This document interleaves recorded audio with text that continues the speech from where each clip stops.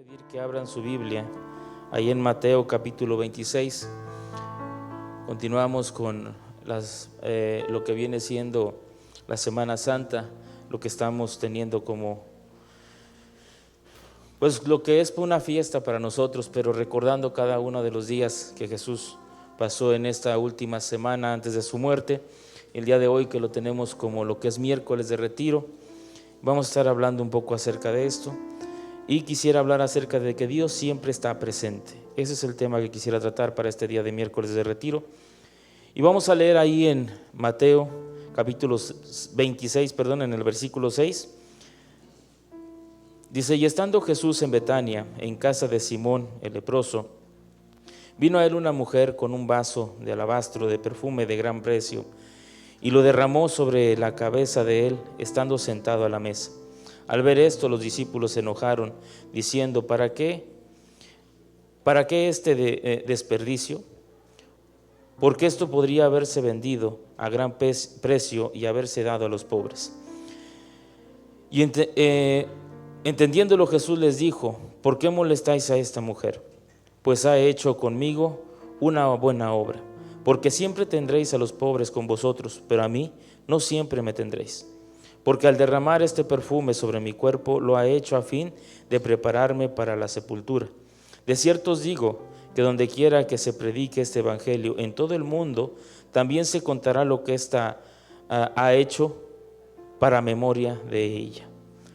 Vamos a orar y a pedirle al Señor que hable en nuestras vidas. Señor, te damos gracias porque tú has sido bueno, te hemos alabado y hemos glorificado tu nombre. Te pedimos, Señor, que vengas y hables a nuestras vidas, a nuestro corazón, y que esta reflexión venga a ser de bendición para con cada uno de nosotros. Te lo pedimos en el nombre de Jesús. Amén. Puede tomar su lugar, hermano.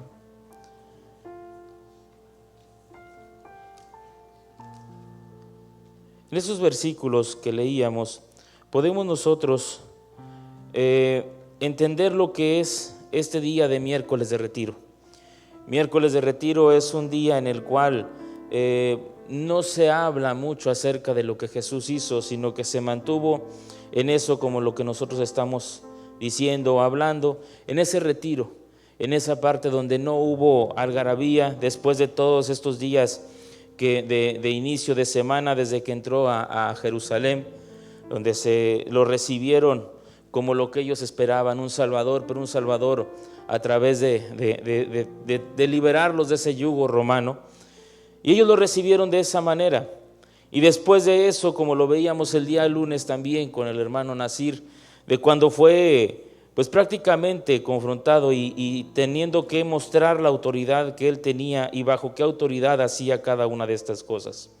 Cuando nosotros podemos ver todos estos días que han sido, pudiéramos decir, agotadores, el día de ayer que se le conoce como martes de controversia, donde otra vez estos religiosos, tratando de enfrentarlo y de hacerlo ver de qué manera iba a responder, o tratándolo hacer caer para poder mostrarlo ante la gente y decir que era un ser humano normal, que era alguien más, que solamente era un profeta más, y poder desmentir lo que él estaba diciendo, lo que era.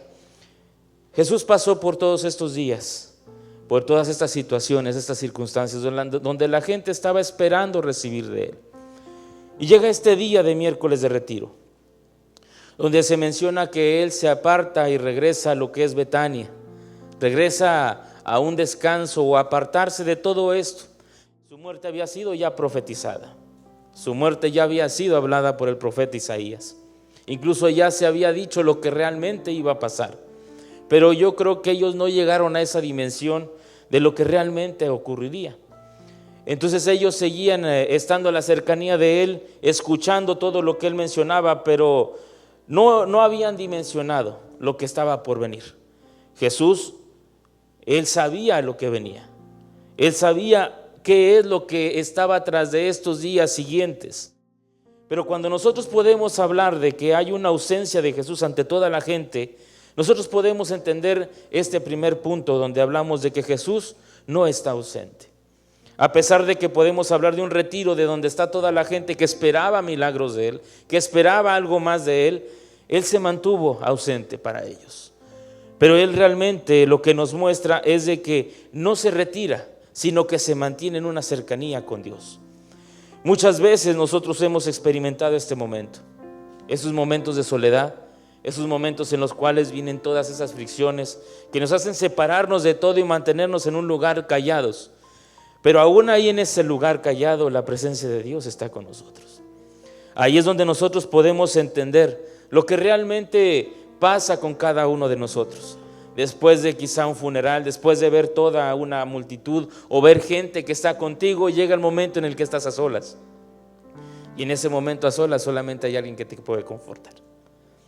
Cuando estás en ese hospital escuchando lo que el doctor acaba de determinar, cuál es tu enfermedad o la crisis que está pasando tu hermano o un familiar, y llega el momento en el que tienes que estar en ese pasillo solo y que estás pensando y que viene ese confort de parte de Dios para decirte: yo estoy contigo. Eso es lo que el Señor estaba pasando, el Señor Jesucristo estaba pasando en ese momento. Algunos hablan o especulan de estos momentos, como se mantiene este silencio, especulan de que el Señor seguía dándole órdenes a los discípulos, qué es lo que tenían que hacer, hablándoles para impulsarlos a lo que estaba por venir y hablándoles para que ellos pudieran resistir a lo que se venía. Alguien más especula que el Señor tenía una cita preparada para Él mismo con lo que viene siendo el Padre y el Espíritu Santo, esa Trinidad. Un poema del hermano Arturo Reyes, hablando acerca de esto, pero habla acerca de que muchas veces pensamos nosotros que a través de ese ser 100% hombre, Él estaba cansado. Probablemente estaba cansado, pero no era solamente eso, sino que Él tenía que apartarse para poder prepararse para lo que venía. Esos días cruciales en los cuales Él sabía la ausencia que iba a venir para con Él. No solamente la ausencia de estar solo con esa cruz, sino la ausencia de los suyos, esos que aún no entendían que iban a dejarlo solo, esos que aún no entendían lo que iba a suceder. Por eso el Señor dice, se tenía esa cita preparada para hablar con el Padre y para hablar con el Espíritu Santo, que viniera a consolarlo, que viniera a confortarlo, que vinieran a entregar la fuerza que Él iba a necesitar para estos días que continuaban. Ahora, en segundo lugar, lo que nosotros leíamos hace un momento, el conflicto del ungimiento de Jesús. Nosotros podemos ver en esta lectura que teníamos, como lo dice ahí como texto, Jesús es ungido en Betania, cómo esta mujer se acerca y derrama sobre Él este perfume. Algunos historiadores hablan, o incluso Juan, ahí en lo que es el Evangelio de Juan en el capítulo 12, habla que eran 300 denarios lo que costaba este perfume. Si nosotros hablamos de esos 300 denarios, dicen que son 300 días de trabajo de jornada, lo que era un trabajo de un año de una persona. Si lo traducimos a los 240 pesos que tenemos nosotros hoy como salario mínimo, estamos hablando que ese perfume tenía un costo de 83,400 pesos. Tenían toda la razón los discípulos de decir, ¿qué está haciendo? Quizá podemos decirlo así. Pero muchas veces nosotros nos comportamos de la misma manera que los discípulos. En este caso, ella trajo esto, lo derramó, lo preparó específicamente para esto. Algunas ocasiones nosotros podemos ver, no llegamos a lo mejor todavía a ese plataforma de entender cómo hay gente que compra perfumes de 50,000 pesos. ¿Cómo hay gente que dice, ¿a poco hay perfumes? Sí, hay perfumes de 50,000 pesos. No los compramos nosotros porque no están a nuestro alcance. Liverpool no lo vende porque no está a nuestro alcance, se les van a echar a perder ahí. Los de 3,000 pesos todavía andamos llorándole, ¿cuándo va a haber descuentos? En el caso de ella no. Tenía ese perfume, yo imagino, guardado especialmente para una ocasión especial. Quizá incluso a lo mejor lo dijo, lo voy a guardar para cuando sea mi muerte esté preparado, pero ella lo que hizo fue entregarlo para lo que ella consideraba un hombre especial en su vida. Y muchas veces nosotros podemos caer en ese mismo conflicto. Muchas veces nosotros hemos visto cómo el Señor hace que personas entreguen absolutamente todo para Él, pero nosotros comenzamos a criticarles. Comenzamos a decir, pero ¿por qué lo hace? Aquellos que entregan sus primicias, pero ¿por qué lo hace? Eso puede apoyar y darlo a los demás.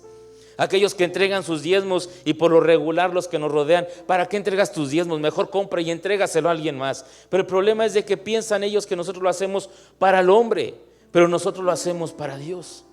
Y cuando nosotros podemos entender lo que esta mujer hizo al derramar este perfume de alabastro sobre su cuerpo, entonces podemos entender lo que ella estaba tratando de hacer, un agradecimiento para con Dios. Algunos hablan que era María, la hermana de Lázaro. ¿Cómo no derramar ese perfume de alabastro sobre el Señor Jesucristo cuando levantó a su hermano de los muertos? ¿Qué no daríamos nosotros por tener a ese ser con nosotros? ¿Cuánto no gastaríamos? Pero muchas veces cuando viene esa parte del agradecimiento a Dios, nos privamos y no entregamos realmente todo a Dios. Por eso cuando nosotros veamos a alguien que levanta sus manos con toda la libertad, que levanta sus manos y comienza a cantar con todo el corazón, no lo reprima. Él está agradecido con Dios. Que nosotros no lo estemos, quizá nos comportemos como los discípulos alrededor de Jesús, acostumbrados. Ellos pensaron en esa situación. ¿Para qué gastar esos 84,000 pesos en eso? Bien podíamos haber hecho despensas, entregarla a pastores, entregarla a evangelistas, entregarla a la gente necesitada. Pero el Señor les dice: espérense, dejen de estar criticando, porque a los pobres los van a tener con ustedes siempre, pero a mí no. Y lo que acaba de hacer esta mujer es preparar absolutamente todo para lo que viene. Ella había entendido lo que sus discípulos aún no entendían. Ella había entendido la partida o la pérdida que iba a tener de ese ser cercano y que había traído gran bendición a su vida, pero que los discípulos aún no entendían. Los discípulos pensaban que Él seguiría estando con nosotros y que al ver a lo mejor, o quizá en su mente pasaba, si Jesús hace milagros, también los ángeles descenderán y lo liberarán y saldremos victoriosos y los romanos huirán. Quizá ellos todavía seguían pensando en ese Jesús, en ese Salvador, pero tal vez no tanto, porque ellos iban preparados también para la guerra, como el pastor nos lo decía. Y simplemente unas horas después podemos darnos cuenta cómo aquel hombre que estuvo cerca de Jesús por mucho tiempo, por varios años, aprendiendo de él, quien era el discípulo Pedro, sacó su espada inmediatamente. Ellos estaban armados porque estaban esperando el mismo Salvador que los del domingo estaban recibiendo a Jesucristo en Jerusalén. Ellos aún no entendían cuál era la salvación que venía a traer el Señor Jesucristo para con cada uno de nosotros. No era una libertad por un tiempo, sino que era una libertad para todos, y era una libertad para siempre. Que hasta el día de hoy nosotros podemos hablar de lo que el Señor ha hecho para con cada uno de nosotros.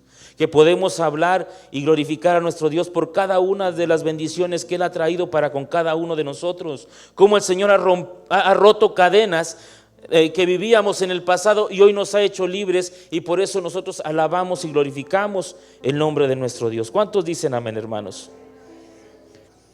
Usted y yo somos libres el día de hoy por lo que el Señor ha hecho para con cada uno de nosotros. Entendámoslo.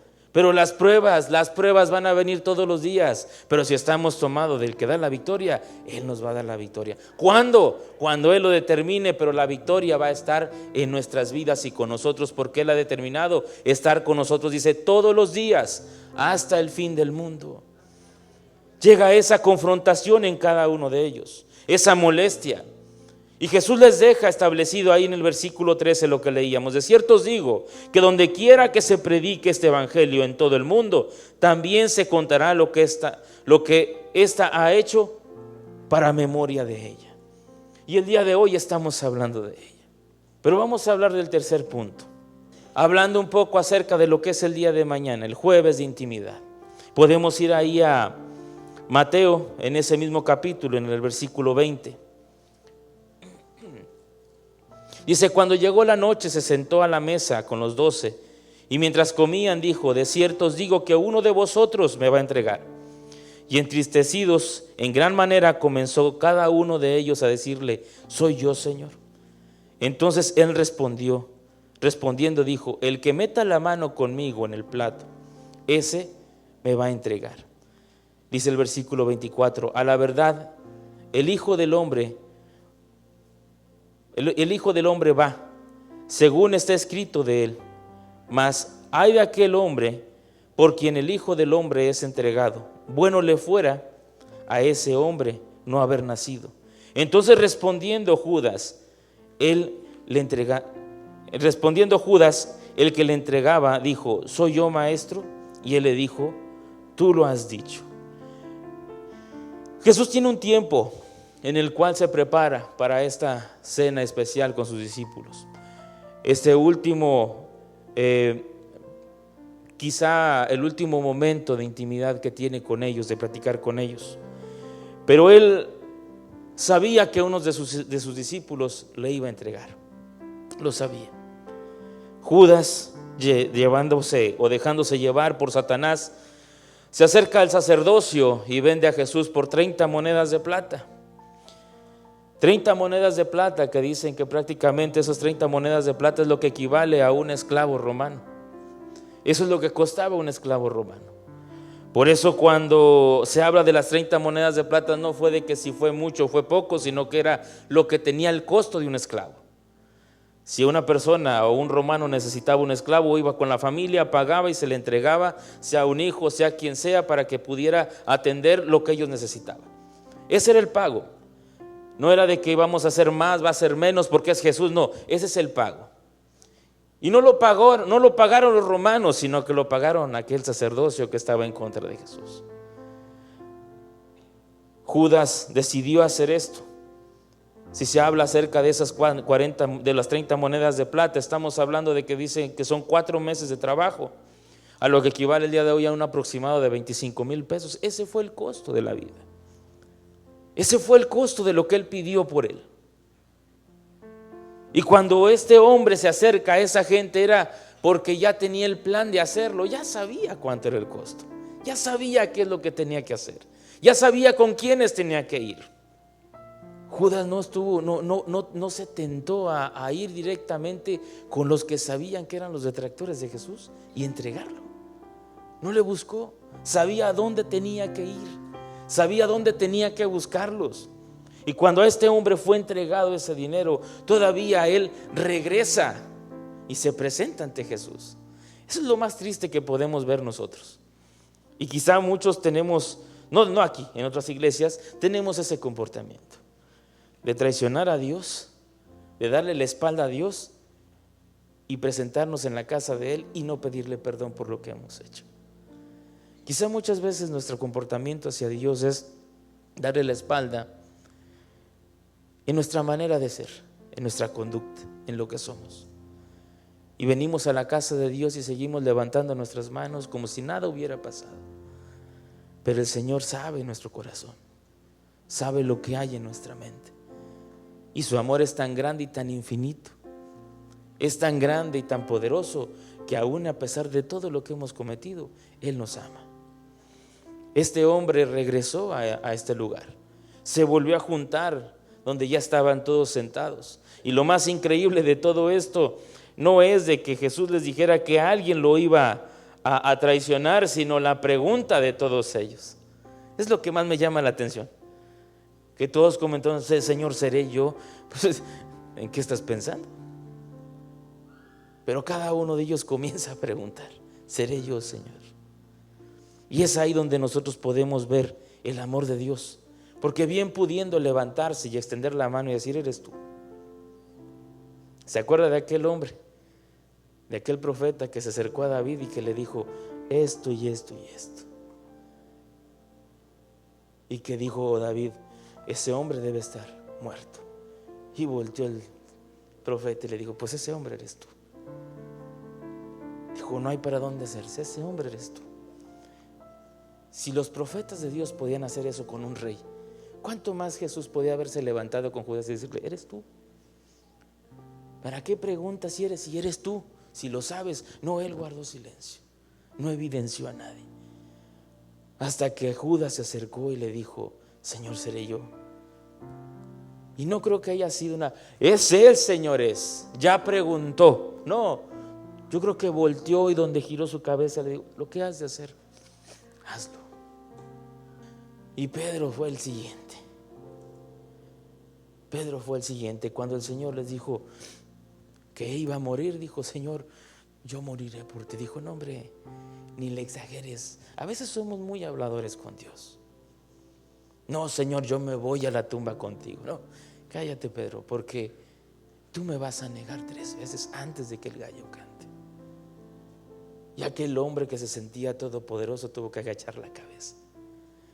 Es increíble que aquellos que nosotros pensamos que son los más cercanos o los que más tiempo tienen para con Dios, en ocasiones su mente y su corazón maquinan cosas totalmente diferentes de las que Dios desea para con nosotros. A veces nos sentimos superiores a Dios. A veces nos sentimos por encima de Dios por nuestros estudios. Nos sentimos por encima de Dios porque soy licenciado en teología. Nos sentimos por encima de Dios porque tengo diplomados. Eso a Dios no le interesa. A Dios lo que le interesa es nuestra obediencia y nuestra cercanía con Él. Cuando estos hombres empezaron a ver cada uno de esto que pasaba en este lugar, entonces comenzaron a entender que algo se estaba aproximando de una manera muy, muy terrible. Porque dentro de ese círculo cercano de Jesús había un traicionero y había alguien que le iba a negar. Ellos aún no sabían que 11 de ellos, bueno, uno pues se iba a matar, pero 10 de ellos se iban a ocultar, lo iban a dejar solo. Cuando venía ese aprendimiento, cada uno de ellos iba a correr y se iba a esparcir para esconderse de no ser aprendidos con Él y quizá de morir. Y eso es lo que nos enseña, es de que muchas veces podemos hablar y decirle a Dios que estamos completamente firmes delante de Él, pero cuando vienen las situaciones y las pruebas es donde realmente nos vamos a dar cuenta quién está afianzado de la mano de Dios y quién no. Por eso debemos entender el amor que el Señor tiene para con nosotros. Por eso podemos decir ante esta palabra que Dios siempre está presente con cada uno de nosotros, a pesar de nuestras traiciones, a pesar de nuestras críticas, a pesar de nuestras molestias, a pesar de absolutamente todas las crisis que vengan a nuestra vida y que se venga esa oscuridad, Dios siempre está presente con nosotros. Es lo que nosotros podemos entender. Por último, hermanos, cuando se termina este tiempo en esta cena del Señor, se levantan y se van al huerto de Getsemaní a orar. El Señor Jesucristo necesitaba pasar ese tiempo de intimidad con Dios. Llega esa parte en la que se separa de los discípulos, quizá ahí ya iba toda la gente que seguía a Jesús, y cuando se adentra a este huerto le dice solamente a Pedro y a los hijos de Zebedeo, le dicen: síganme. Los dejó en un lugar y él se acercó más al fondo y comenzó a orar en ese huerto. Y se menciona que hubo 3 oraciones. Si nosotros lo podemos ver ahí en el versículo, en Mateo 26, en el versículo 41, lo que nos menciona. Y se vino luego a sus discípulos y les halló durmiendo. Bueno, dice en el 39, yendo un poco adelante, se postró sobre su rostro y llorando, diciendo: Padre mío, si es posible, pase de mí esta copa, pero no sea como yo quiera, sino como tú. Y luego dice el versículo 40, vino luego a sus discípulos y los halló durmiendo y le dijo a Pedro: así que no habéis podido velar conmigo 1 hora. Velad y orad para que no entréis en tentación. El espíritu a la verdad está dispuesto, pero la carne, dice, es débil. Esta es una enseñanza que nos deja también el Señor Jesucristo. 3 veces entró en oración. Esta fue la primera cuando estaba allá y que habla con el Señor y le dice: Señor, si es posible, hazme no pasar por todo esto, pero que no se haga mi voluntad, sino la tuya. Algunos mencionan que el Señor Jesucristo pudo haber cancelado todo esto, pero se tenía que hacer. Siempre se tenía que entregar un sacrificio, un cordero, para poder ser liberados del pecado. Pero hubo un tiempo de silencio. Antes de que Jesús naciera hubo un tiempo de silencio que el Señor dejó completamente al pueblo de Israel. Seguían haciendo sus sacrificios, pero era en vano. Era en vano. Pero cuando viene este cordero a nacer y prepara todo, absolutamente todo, para lo que es el término de su ministerio, iniciando un ministerio, y algunos hablan acerca y algunos predicen de que Jesús antes de los 30 años que comenzara su ministerio hacía milagros de niños, hacía milagros de jóvenes, pero no se habla absolutamente acerca de nada de eso. No hay ningún registro. Lo que muchos mencionan también de los historiadores es que Jesús tuvo una juventud y una niñez normal, como cualquier otro, como un hombre, como un humano. Pero comenzando su ministerio, comenzó a ser el ejemplo de lo que él era, que era el Hijo de Dios. Desde el primer día de su ministerio comenzó a trabajar para dejar una guianza sobre cada uno de las personas que estaban a su alrededor. Y quizá él pensó que por esos 3 años ellos ya habían entendido absolutamente todo. Pero cuando comenzó a ver estos últimos momentos se dio cuenta que faltaba todavía que estuvieran preparados para lo que venía. Por eso los separó. Y cuando él estaba hincado orando y diciéndole al Señor esto, se acerca a sus discípulos y los ve dormidos. Y eso es algo que muchas veces pasa con nosotros. Él deja una parábola también de las 10 vírgenes, de que algunos van a estar preparados y otros no van a estar preparados para la venida del Señor. Este es otro ejemplo de ello, que cuando hay crisis, cuando hay pruebas, muchas veces estamos solos. Ni aun los que están cerca pueden orar con nosotros, porque es diferente la preocupación que tenemos. Pero algo que Él nos enseña es de que Él regresaba cada una de esas veces a orar, y cada que regresaba los encontraba dormidos. Pero les deja esta frase completa donde dice: velad y orad. Y eso es algo que nosotros debemos de tomar para cada uno de nosotros. Velad y orad, para que no caigas en tentación. Y lo dice claramente porque el espíritu está dispuesto. El espíritu lo desea. El espíritu desea liberarse de todo ese pecado, de todas esas cargas. Dice, pero la carne es débil. Tengamos cuidado, hermanos. No debemos de jugar con el pecado. No debemos de jugar de ser cristianos o de ser hijos de Dios dentro de la iglesia y fuera no. O somos, dice la Biblia, o no somos. Porque cuando eres tibio, dice, eres igual que los que no. Te vomitaré de mi boca. Aún pensando que eres hijo, no eres hijo. Cada uno de nosotros sabemos cuál es nuestra realidad el día de hoy ante Dios. Quizá estamos como Pedro, quizá estamos como Juan, que dormidos a pesar de lo que está por venir, conociendo lo que está por venir y sabiendo lo que el Señor habla en Apocalipsis de lo que está por venir, nosotros seguimos dormidos en nuestros laureles, descansando, tranquilos, que al cabo, pues Dios siempre nos libra. Tengamos cuidado. Dice que Él volviendo otra vez, dice en el versículo 42, le dice: Padre mío, si no puedo pasar de mí esta copa sin que yo la beba, hágase tu voluntad. Dice, vino otra vez y los halló durmiendo, porque los ojos de ellos estaban cargados de sueño. Y dejándolos, se fue de nuevo y oró por tercera vez diciendo las mismas palabras. Y viene el versículo 45 donde dice: entonces vino a sus discípulos y les dijo: dormid ya, como si no hubieran dormido, ¿verdad? Pero bueno, dice: dormid ya y descansad. He aquí, ha llegado la hora y el Hijo del Hombre es entregado en manos de pecadores.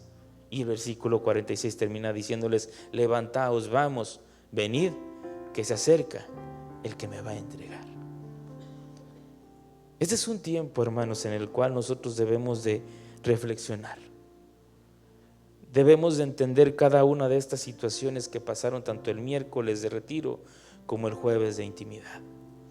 Ese tiempo en el que el Señor todavía quiere hablar a nuestras vidas. Ese día o estos días en los cuales el Señor todavía sigue hablando a nuestros corazones. Donde el Señor todavía desea tratar con nosotros y desea hablar a nuestras vidas y tomar esos puntos y dejar un orden por lo que pueda venir en nuestras vidas o por lo que pueda venir a cada uno de nosotros en nuestro caminar. Hoy estamos aquí, mañana no lo sabemos. Y estos 2 días es lo que yo puedo entender que Él nos deja.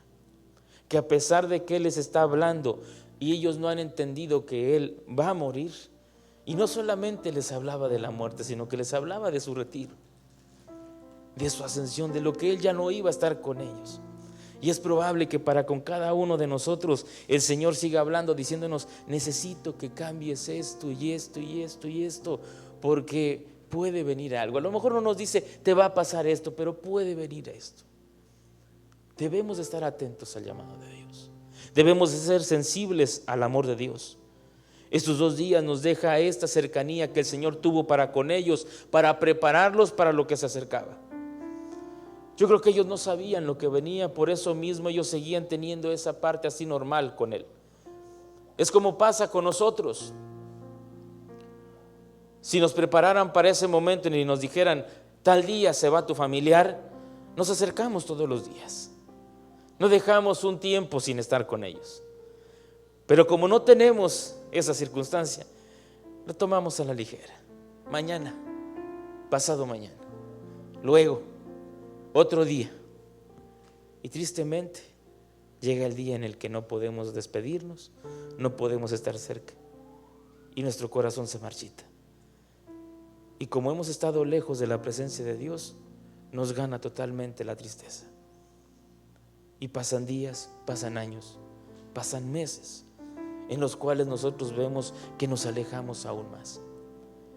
El Señor lo que trataba de decirle a cada uno de ellos es: manténganse cerca de la presencia de Dios.